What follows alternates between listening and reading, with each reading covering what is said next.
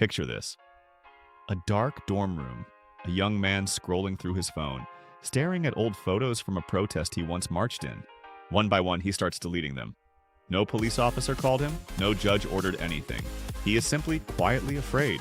Have you ever deleted a post just because you were nervous about who might see it? Now imagine doing that with your entire life. On July 6, 2026, two researchers, Bruce Schneier and John Penny, published a warning that had nothing to do with hacking or data theft. Their warning was about something quieter. AI surveillance so cheap and constant, it doesn't need to punish you, it just needs to be possible. Here's the uncomfortable question this story keeps asking. What if the most effective surveillance system is the one that never has to arrest anyone? Old-fashioned spying needed people. Agents to follow you, analysts to compare photos, staff to write reports. Watching one person for years cost real money. AI flips that math completely. Governments no longer need to pick a suspect first and then watch them. They can record everyone and search later. Tonight, we're going to follow that chain across 3 continents, from an American university to a Chinese street to a frozen river at the border. Let's start close to home. Last year, the U.S. State Department quietly expanded how closely it screens the online lives of foreign students. Applicants for student visas were told to make every social media account public, so officers could look for signs of hostility toward American institutions. That word, hostility, was never clearly defined. Is criticizing a war the same as supporting terrorism? Nobody could say for certain, and that ambiguity is the point. Have you ever hesitated before posting something political, just wondering who might eventually see it? Multiply that hesitation by an entire visa application, and you'll understand. So students started scrubbing their own accounts one post at a time. One applicant said she unfollowed every politician she used to support online. No official ever told these students exactly what to delete. That's the chilling effect in its purest form. Nobody bans your speech, you just quietly silence yourself. Meanwhile, the surveillance wasn't only coming from the government. In 2025, a small tech company built its own facial recognition tool and pointed it at protesters. At a rally in New York, one demonstrator wore a mask, showing only her eyes. The software still matched her partial face to old public photos. Within days, her full name and workplace were circulating online. A right-wing group reportedly sent names gathered this way to immigration officials, calling for deportation. Notice what happened. The government never had to identify anyone itself. A citizen filmed it, a company matched the face, a private group sent the list. This isn't only happening in authoritarian states. If legal speech might threaten your future visa or job, having that right on paper doesn't always feel like real freedom. At Columbia University, students swipe ID cards just to walk through gates, with cameras on nearly every corner. One student said the entire campus feels different now. So students adapt. They change their appearance at protests.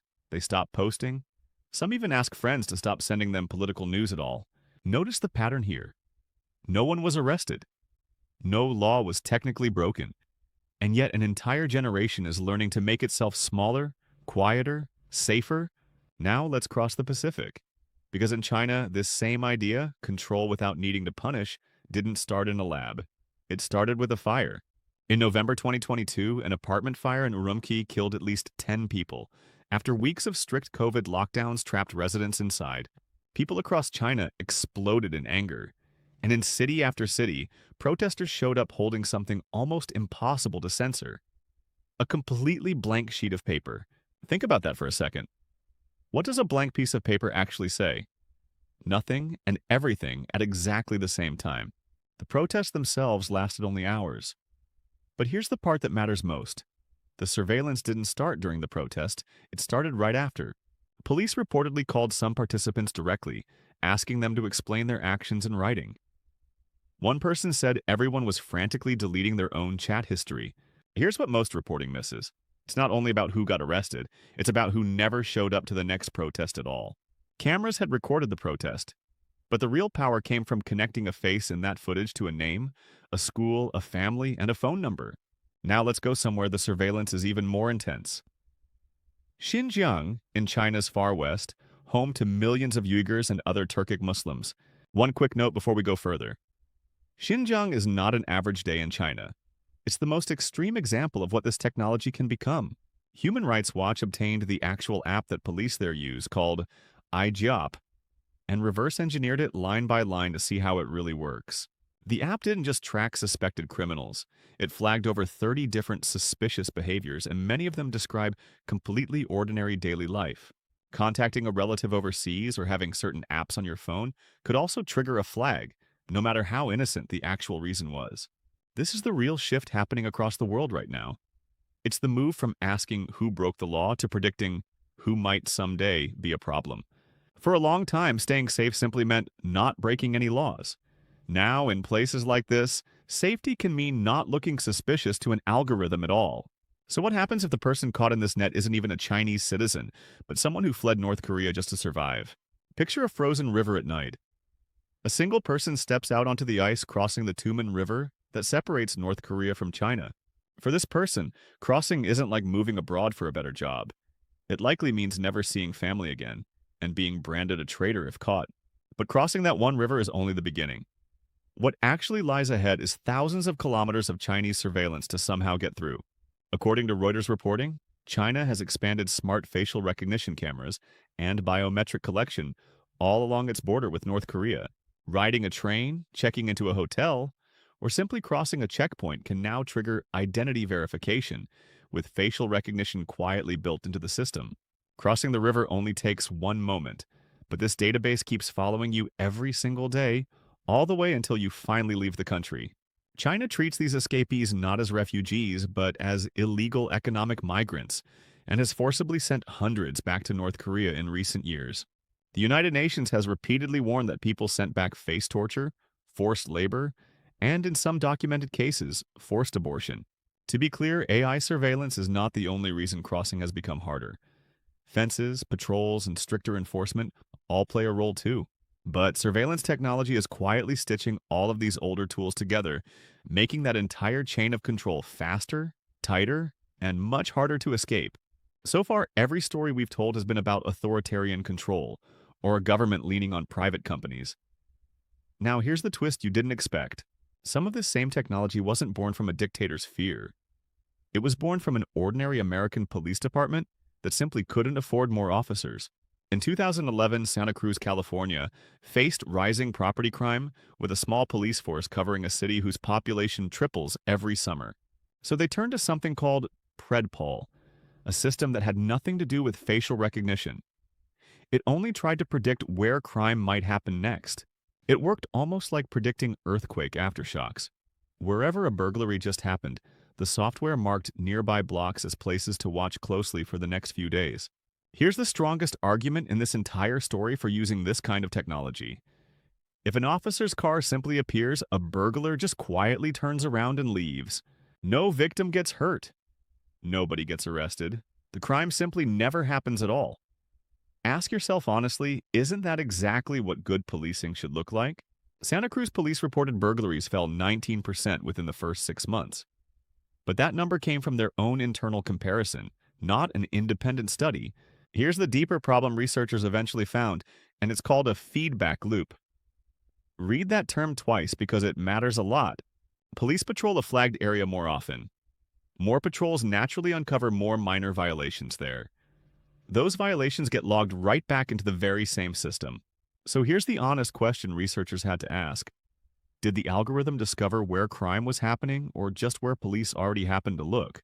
Santa Cruz police actually stopped using PredPol in 2017.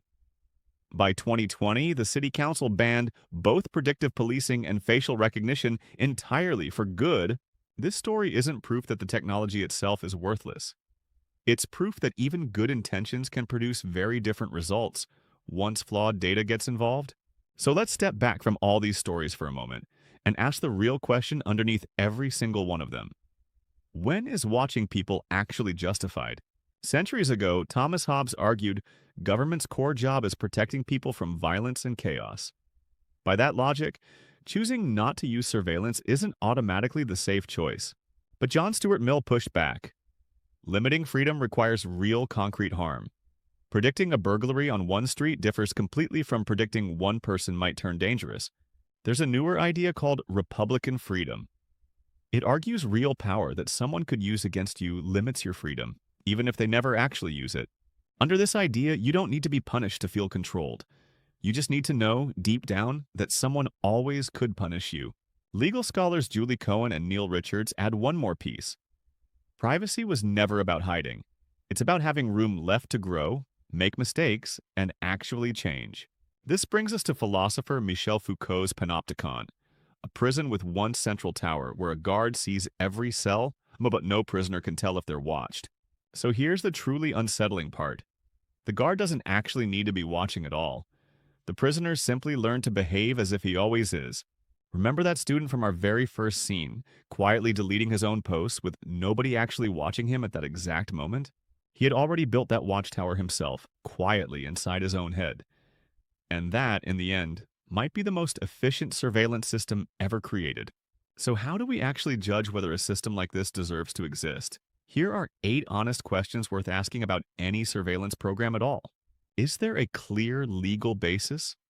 Is this purpose truly necessary, not just convenient? Is there a less invasive alternative? Is the safety worth the freedom cost? Can affected people ever challenge or even understand that decision? And finally, does this count everyone who quietly stopped speaking, marching, or simply showing up? AI surveillance can genuinely find a missing child or stop a cyber attack. But it can also make a student erase her opinions or send a refugee into danger. The real question was never whether cameras exist. It's who is watching, why, how long they remember, and whether the person watched can ever say no. Remember that blank sheet of paper from earlier tonight? Picture it sitting right back on the table again, completely empty, exactly as it was before. A quiet street isn't always automatically a safe street. Sometimes it's simply a street where everyone finally learned to stay completely silent. So here are the 2 honest questions this entire story leaves you with. If surveillance genuinely makes us safer, how much freedom should we hand over for it? And after we hand that freedom over, how will we ever really know if we're actually safe, or if we've simply become obedient instead? So, be honest with yourself right now, after everything we've walked through together tonight. What do you honestly think, and would you have chosen any differently? That's a wrap for today. Thanks for sitting with this story and for actually thinking it through with me until the very end.